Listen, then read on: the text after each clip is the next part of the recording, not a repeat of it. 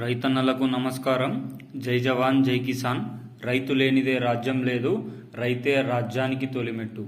ఖరీఫ్ కాలానికి సంబంధించి మనకు రైతు బంధుకు సంబంధించి కీలకమైన సూచనలు రావడం జరిగింది. మరి 15 ఎకరాల వారి వరకు పెంచడం జరిగింది కదా. ఏ రోజుల్లో డబ్బులు పడతాయి, ఏ విధంగా డబ్బులు పడతాయి అనేది మనం ఈ వీడియోలో క్లియర్గా చూద్దాం. ఈరోజు ఈ వీడియోలో వర్షాకాలం రైతులకు రైతు బంధు ఎకరానికి 15,000, 15 ఎకరాలకు పెంపు, రైతుల ఖాతాలో డబ్బు, దీనికి సంబంధించిన పూర్తి సమాచారం మనం ఈ వీడియోలో చూసుకుందాం. ఎవరైనా మొట్టమొదటిసారిగా మన వీడియోని వీక్షిస్తున్నట్లయితే వెంటనే లైక్ చేయండి, అదేవిధంగా షేర్ చేయండి, అదేవిధంగా సబ్స్క్రైబ్ చేసుకోండి. మీరు లైక్ చేయడం వల్ల రైతు బంధు కోసం వేచి చూస్తున్న యావత్ తెలంగాణ రైతన్నలకు వీడియో చేరడం జరుగుతుంది.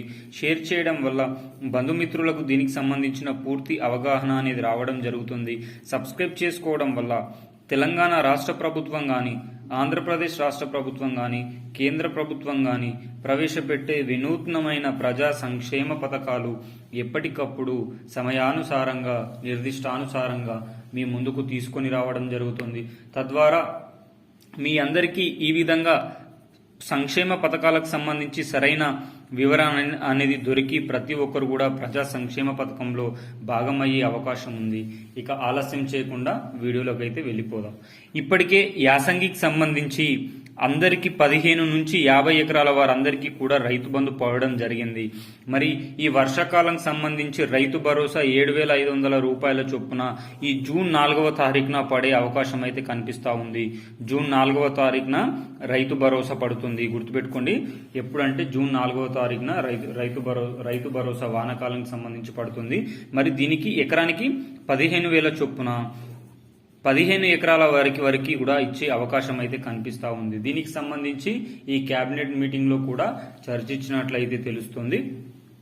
మరి ఈ ఎకరానికి సంబంధించి జిల్లాల వారీగా ప్రతి ఒక్కరికి కూడా ఇదే విధంగా పడుతుంది.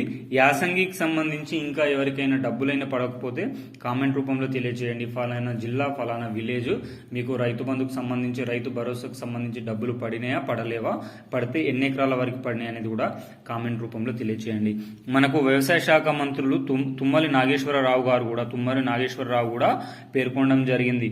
రైతు భరోసా వానాకాలానికి సంబంధించిన రైతు భరోసా కూడా అతి త్వరలోనే జమ చేస్తాము. ఇది పంట మధ్యలో కాకుండా పంట వేసి ముందుకే సహాయం అందిస్తామని కూడా పేర్కొనడం అయితే జరిగింది. ఈ జూన్ 4వ తారీఖు నుంచి రైతు భరోసాకు సంబంధించి ఎకరాల వారీగా ఫస్ట్ 1-2 ఎకరాల వరకు, 2-3 ఎకరాల వరకు, 4-5 ఎకరాల వరకు ఈ విధంగా రైతు భరోసా కూడా పంపిణీ కార్యక్రమం ఉండబోతుందని తెలియజేయడం జరిగింది. వీడియో నచ్చితే సబ్స్క్రైబ్ చేయండి, లైక్ చేయండి. జై జవాన్ జై కిసాన్, జై హింద్.